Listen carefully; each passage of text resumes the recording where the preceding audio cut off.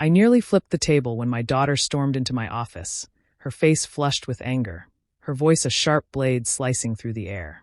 "What the hell, Dad? Have you lost your mind?" she screamed.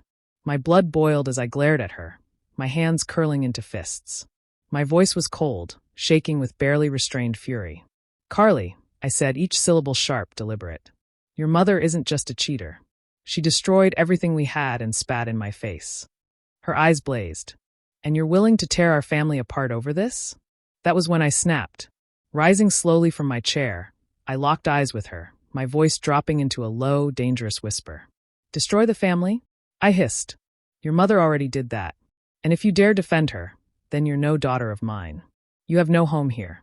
Betrayal has a way of sneaking up on you, like a slow poison creeping through your veins.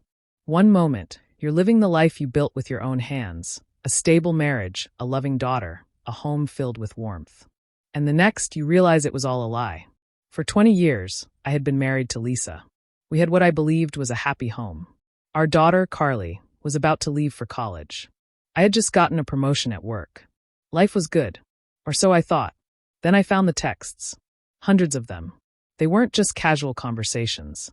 They were intimate, explicit, filled with whispered promises and secret plans. Plans for a future where I didn't exist. "I can't wait for you to be mine completely. Don't worry about him. Just keep pretending until we figure things out. You belong in my bed, not his." My heart stopped. Lisa hadn't just been cheating. She had been preparing to leave me, while quietly draining our finances behind my back. She wasn't just betraying me. She was erasing me. I wasn't going to let that happen. If she thought I would sit back while she stole my life, my money, my daughter, she was about to learn exactly who she had underestimated. I didn't confront her immediately. No, I was patient. I was careful. I was ruthless. Step 1, freezing her out. I quietly withdrew every last cent from our joint account. I met with my lawyer, ensuring she wouldn't get a dime more than necessary. I installed hidden cameras throughout the house. I needed evidence, undeniable, irrefutable proof, to make sure Lisa walked away with nothing. Then I waited. For a week, I played the role of the loving husband. I kissed her goodnight. I told her I loved her. I let her believe she was still in control. And then I dropped the hammer. That night, I called them both into the living room. Lisa sat on the couch, oblivious. Carly stood beside her, confused. "Dad, what's going on?" I turned to Lisa, my expression unreadable. "Tell her," I said. Lisa frowned, feigning innocence. "Tell her what?" I tossed a stack of printed pages onto the table. Text messages, bank transactions, hotel receipts. The color drained from Lisa's face. Carly picked up the papers, scanning them. Then she froze. Her hands trembled. "Mom," she whispered. "What is this?" Lisa stammered, reaching for her. I can explain." Carly recoiled, disgust written all over her face. "Mom, you cheated on Dad?" Lisa's lip quivered. "It's not." "Oh, it's worse than that." I cut in, my voice like ice. I pulled out a USB drive. Clicked play. Lisa's voice filled the room, crystal clear. Hidden camera footage, her on the phone, laughing, mocking me. "He's so clueless. He actually thinks I love him." Carly gasped. Lisa collapsed onto the couch, sobbing. But I wasn't done. "You weren't just cheating," I said, leaning in. "You were going to leave me. Take half of everything. Take Carly. Fill her head with lies." Lisa whispered, broken. "I didn't mean for it to happen like this." I let the silence stretch between us before delivering the final blow. "Well, guess what, Lisa?" I said, my voice deadly calm. "Now you get nothing." I kicked her out that night. She had nowhere to go. Her lover, married, wealthy, wasn't leaving his wife for her. She called me, crying, begging to talk. I ignored her. But then Carly turned on me. Days after Lisa was gone, she burst into my office, furious. "What the hell, Dad? Have you lost your mind?" I looked up from my desk, my voice ablade. "Excuse me? Mom made a mistake, but you just threw her out like she was nothing." I stared at her, my heart pounding. Nothing. She had been my everything. And she had destroyed me. And now my own daughter, the one person I thought I could count on, was defending her. Something inside me cracked. Maybe in the end I had lost everything after all. I clenched my fists, my entire body trembling with fury. "Carly, your mother isn't just a cheater," I said, my voice cold and razor-sharp. "She destroyed everything we had and spat in my face." Carly's eyes blazed with defiance. And you're willing to tear our family apart over this? That was it. The final straw. I rose from my chair, slow and deliberate, locking eyes with her. My voice was steady, but the rage beneath it shook through every syllable. Destroy the family? I hissed. Your mother already did that. And if you dare defend her, then you are no daughter of mine. You have no home here. Carly staggered back as if I had struck her, her face twisting with shock. Dad, you don't mean that, she whispered, her voice trembling. I didn't blink. I do. Tears welled in her eyes, but I remained unmoved as she turned and ran upstairs. Moments later, she reappeared with a hastily packed bag slung over her shoulder. She walked past me without another word, yanking open the door before storming out into the night.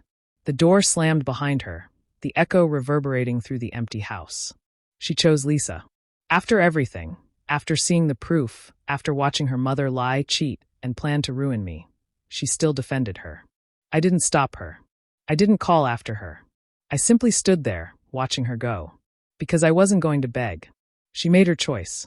And now she was going to suffer for it. Lisa had nowhere to go. I made sure of it.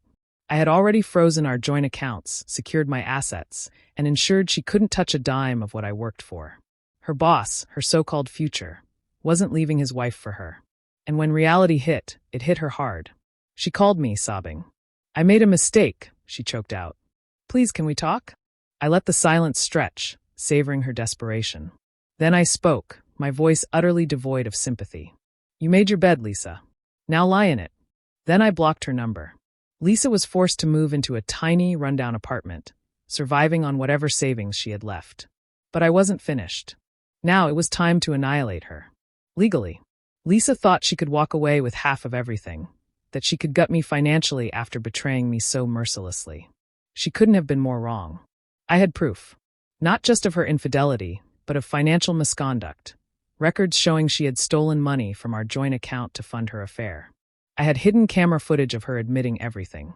When my lawyer laid it all out in court, the verdict was swift and merciless. No alimony. No share of my assets. Instead, she was ordered to pay me damages. She left the courthouse broke, humiliated, and completely alone. 3 months passed. Carly had been living with Lisa, but things weren't going the way she had expected. Lisa was bitter, miserable, and drowning in resentment. She blamed me for everything. They struggled financially, scraping by in that tiny apartment. Then Lisa started dating again. Carly hated him. Slowly, reality began to sink in. Her mother wasn't the victim. Her mother was the problem. And then one night my phone rang. I almost didn't answer. But something in me made me pick up. Dad. Her voice was small. Broken. Silence stretched between us before she spoke again. I was wrong. I said nothing. Mom lied to me. She's not who I thought she was. Her voice cracked. Can I come home? I let the silence linger. Let her feel it. Then I spoke. You made your choice, Carly. Now you live with it. Her breath hitched. Dad, please. Goodbye, Carly. And I hung up. Lisa lost everything. No home. No money. No family. Carly learned the hardest lesson of her life. She had chosen wrong. And by the time she realized it, it was too late. As for me, I moved on. I got another promotion. Bought a new house. Started dating someone who actually deserved me. And one day, I saw Lisa again. She was working as a cashier in a grocery store, her face tired, her body weighed down by the choices she had made. She saw me. I smirked. And then I walked away. Because she wasn't worth my time. Revenge is best served cold. Always protect yourself legally. Cheaters always lose. And watching them suffer? Absolutely worth it.